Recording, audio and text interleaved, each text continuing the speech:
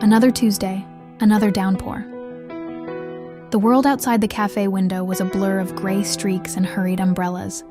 Inside, the hiss of the espresso machine and the low murmur of conversation were the only constants.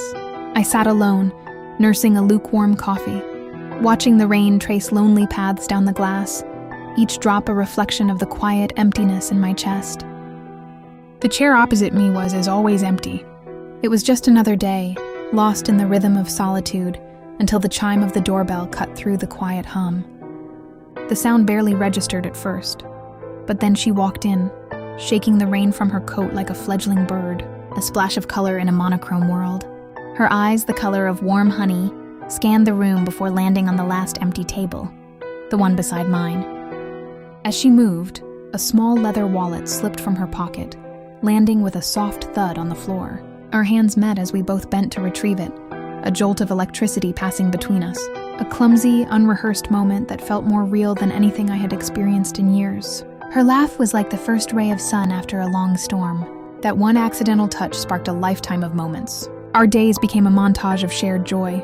We'd spend hours in that same cafe, our laughter echoing off the walls, our conversations weaving into the late afternoon light. We walked through the city streets, the rain no longer a symbol of loneliness, but a reason to huddle closer under a single, shared umbrella. We watched sunsets paint the sky in hues of orange and pink, our hands intertwined, feeling as though time itself had paused just for us. In her presence, the world felt vibrant and full of possibility. But as autumn leaves began to fall, a subtle change crept into our perfect picture. Her smile, once so effortless, now seemed to require a conscious effort. It was still beautiful, but it no longer reached her eyes, which held a shadow I couldn't decipher. There were moments she would lean against me, a sudden wave of weakness passing over her breath catching ever so slightly. She'd brush it off with a gentle laugh, but I saw the fragility behind the facade, a quiet sadness that she tried so hard to conceal. One afternoon, she said she had an appointment. Her vagueness sparked a knot of anxiety in my stomach.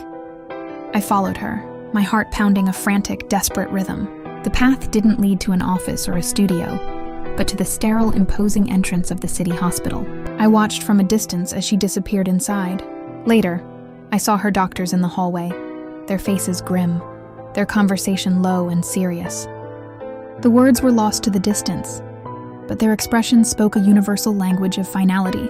The world tilted on its axis, and I stood frozen, the cold realization a shard of ice in my heart.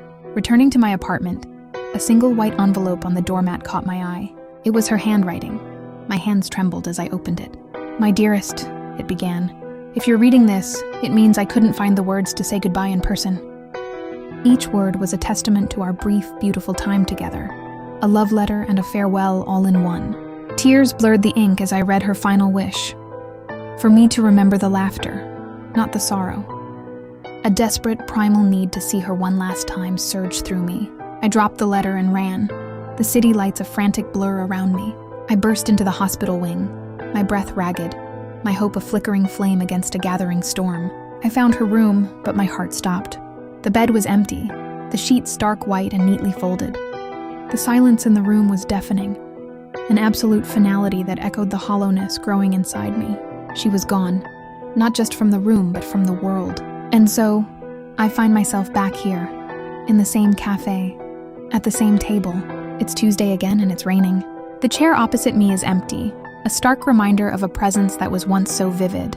The world outside is still a blur of gray, but now, when I look at my reflection in the rain-streaked glass, I see her. A soft, glowing memory of her smile, a phantom warmth in the cold. I was no longer just a lonely man in a cafe. I was a man who had been loved, and that, I knew, was a memory worth holding on to forever.